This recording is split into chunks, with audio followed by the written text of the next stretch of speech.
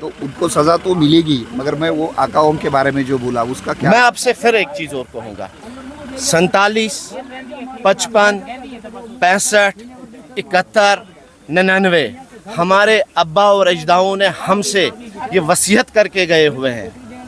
वसीयत समझते हो वसीयत किसको बोलते हैं?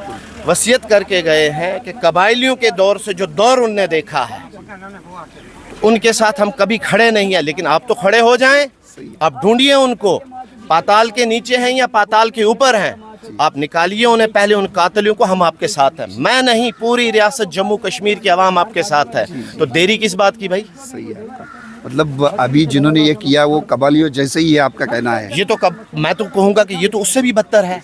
एक बहन की शादी, उसका अभी चूड़ा उसके हाथ में लगा हुआ, उसकी मेहंदी उससे उतरी हुई नहीं है हाथों से, और वो बेचारी हनीमून के लिए कश्मीर में आ रही है। क्या ये मेरे लिए दुख की बात नहीं है?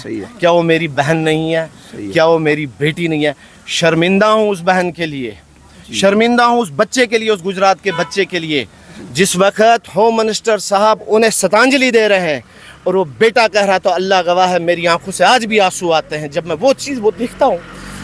इस बच्चे ने कैसे रोया, कहा अब्बा मेरे पापा। और मैं जानता हूँ कि एक बाप, एक बेटी का बाप भी, एक बच्चे का बाप होते हुए भी मुझे इस चीज़ का अंदाज़ा है, यतीम होना आसान बात नहीं है। वो बच्चा सारी ज़िंदगी जब तक जवान होता रहेगा ना, जब तक वो उस बाप को ढूंढेगा, कोई उसके बाप की भरपाई को पूरा नहीं कर पाएगा।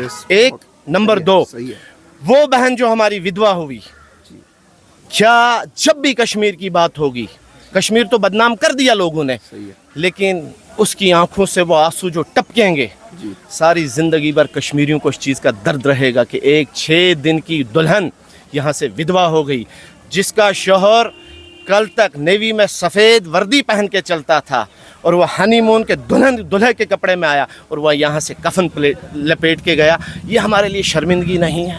जी सही है। ये दुख हमें नहीं है? ये दुख जितना मुझे है उतना इस बुजुर्ग को हो, उतना इस नौजवान को, उतना इस बुजुर्ग को भी है।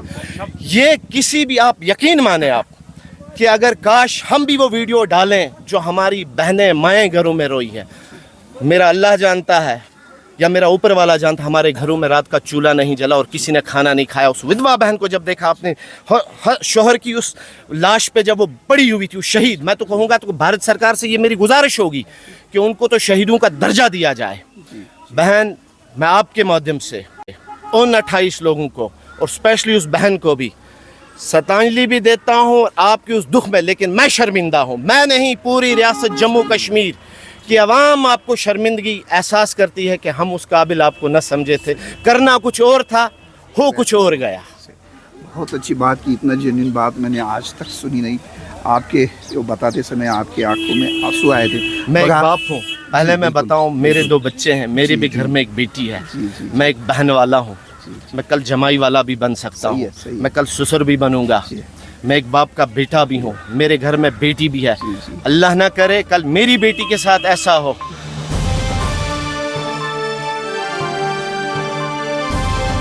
समाजकारण, प्रशासन आणि राजकारणातल्या अचूक विश्लेषणासाठी बखर लाईव्हच्या सोशल मीडिया प्लॅटफॉर्म्सना लाईक, फॉलो आणि सबस्क्राईब करा।